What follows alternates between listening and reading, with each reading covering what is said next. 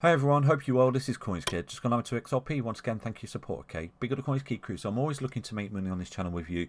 It was only last week I said to you, in many videos right there, I think it's a buying opportunity. I think we've got some long ops in the charts right now, and I'm using CoinsKid.com, the heat map here, to find them coins. And we found a couple of lovely coins. There was one called ZZZ, which was absolutely in the floor down there, printing a 4-hour bullish divergence. We jumped in, 70% move. It was a beautiful time.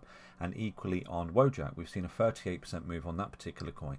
So always identify opportunity. We've got the dollar strength here at the moment, which is increasing. So the DXY has actually found a bit of support and beginning to come back up. And we're looking a little bit micro top heavy here. If you take a look, a lot of the market, sell short medium, is currently sitting at 23.9%. And it was only last week that we got the reverse of that. This is why I did jump into the longs. So what I'm going to look is for some divergences on the micro time frame, see if there's any short opportunities. But immediately you can see straight out the page you've got DZO, meme, ESPR. So what we're going to do is switch to the futures right now to see if there are any short opportunities. And this is how I find long short trades using CoinsKid.com heat map. So let's switch to the futures only option right now on the heat map to see what we can see. Okay. So now we switch to the futures. Basically with the futures it just means that we can leverage trade this particular coin on BitGet. Okay, so basically all these coins are traded on BitGet, and if you're looking for a futures trade, this is a great little tool that I've created for you. Once you're looking for short ops after a beautiful long op, which we rode last week against our mentality, on ZZZ and Wojak and various other coins as well, which I was showing in the videos, Chainlink, Ethereum, so on and so forth. XRP, it's just doing what it does. It's crabbing, it's boring, it's frustrating. This is why I do cover other coins. A lot of people say, where's the XRP content and things like that. I'm always just trying to show you ways in which you can make money on this channel, okay? And this is what we do. We're looking to make money in the crypto space. So I'll keep you updated on XRP as best I can. My outlook has not changed, but I'm just always trying to deliver the tool sets and means for you to make money in this space, okay? So like I've always said to you, I love to trade against a mentality. I love to look for 5 waves in any direction and then counter those. We've done that last week. Many confluencing factors across the charts right there. This is why we jumped into longs on Wojak and ZZZ and various other coins. For those people paying attention, Ethereum, Chainlink, I give you updates on them, and so far so good. We're doing okay. So the futures only section on here on the crypto zones on CoinsKid.com. If we zoom in immediately, you can clearly see there's a coin here standing out, isn't there? FTM. So we'll take a look at that and see what's going on. Okay.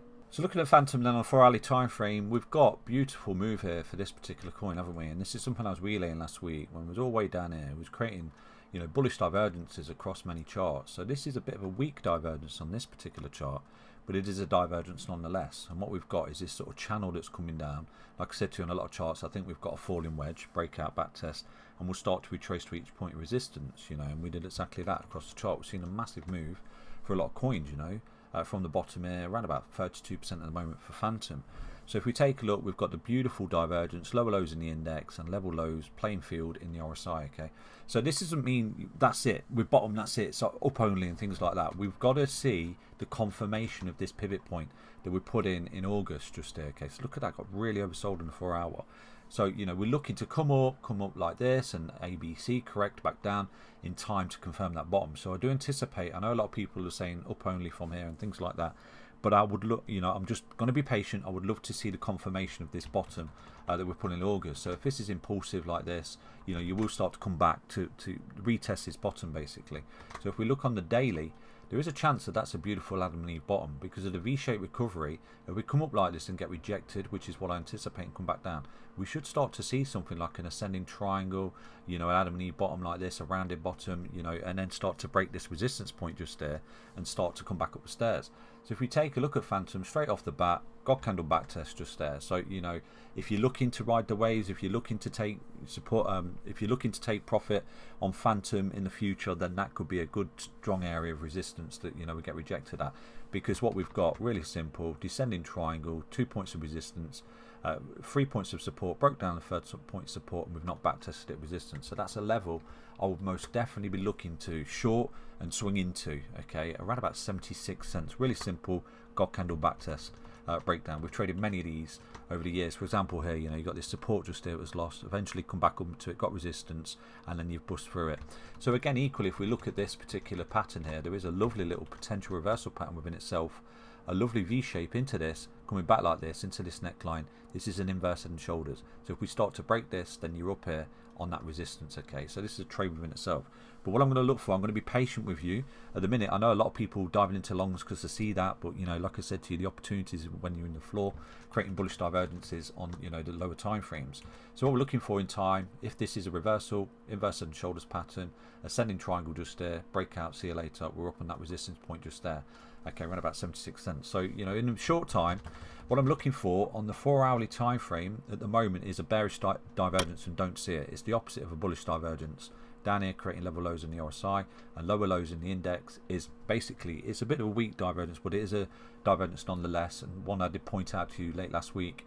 We're looking for the bearish divergence, okay, to take profit on the longs and equally jump into some short ops. So just because we're really overbought on the heat map doesn't guarantee that we're going to go short straight away and look for that trade.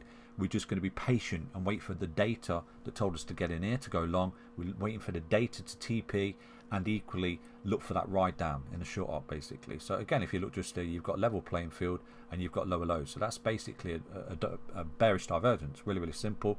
At that point, retested that high. That was a beautiful little spot to come back in, and it did exactly that. So again, just look for the divergence like what we got there in overbought conditions. We don't necessarily see it just yet, although there's a potential mild one at this point here, because we've got higher highs in the index and lower highs in the RSI. So we'll keep an eye on this.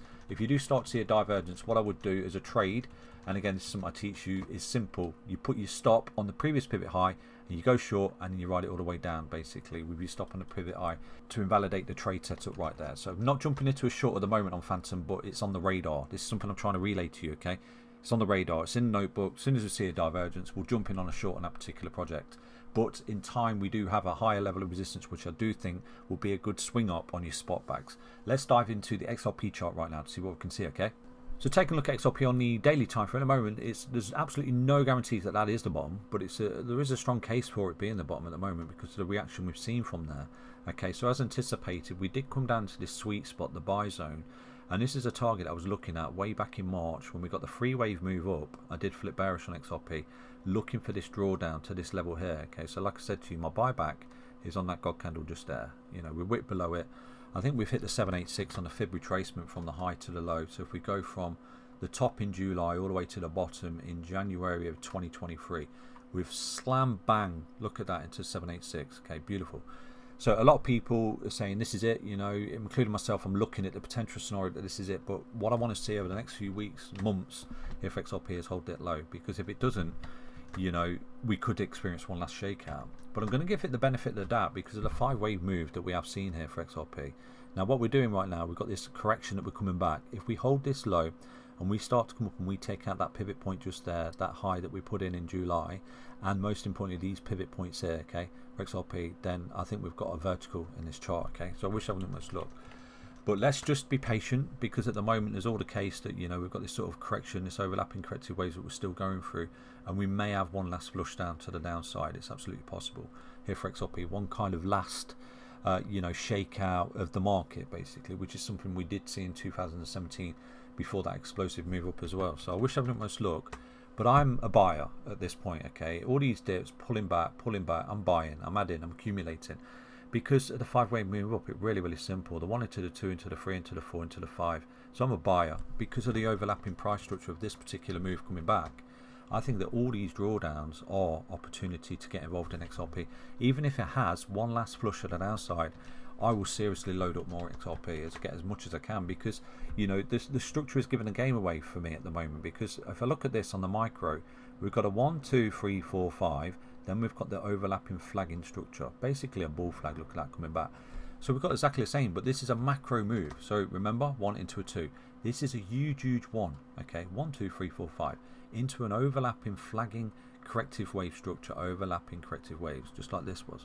But this is a macro move. This was a micro move. So what came after that? And this is something I was relaying to you all this time here, coming back overlapping like this. I remember all the naysayers expect us to come down here, but I said to you, the overlapping corrective wave price structure is giving us clues after 5 waves up. It's a flag.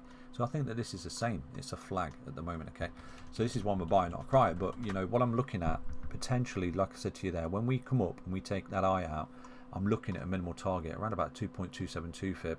And we nailed it. Look at that, 2.272, and like I've relayed in a previous video, we did get the wick to 2.618.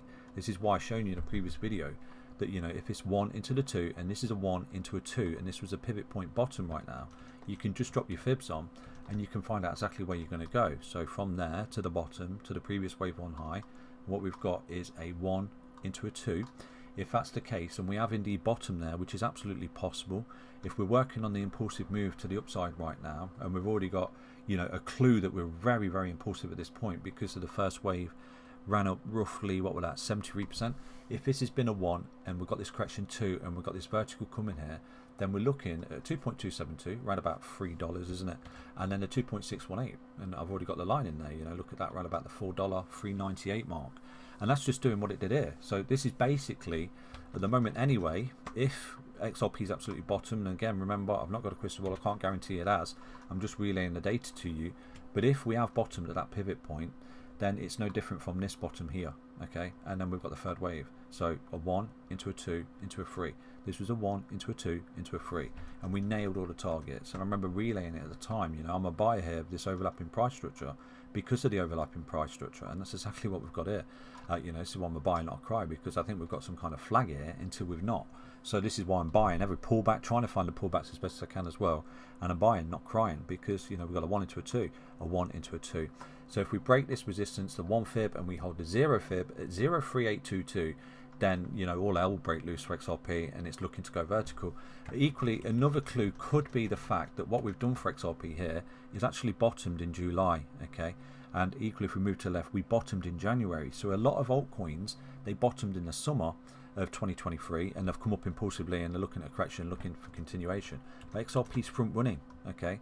And it could have bottomed way back there, 1 into a 2, and this is an explosive 3. So the invalidation in the short term, really, really simple. We break down below the 0 fib at 0.3822, then I'm wrong. We're not impulsive from this point, looking corrective, looking for the continuation.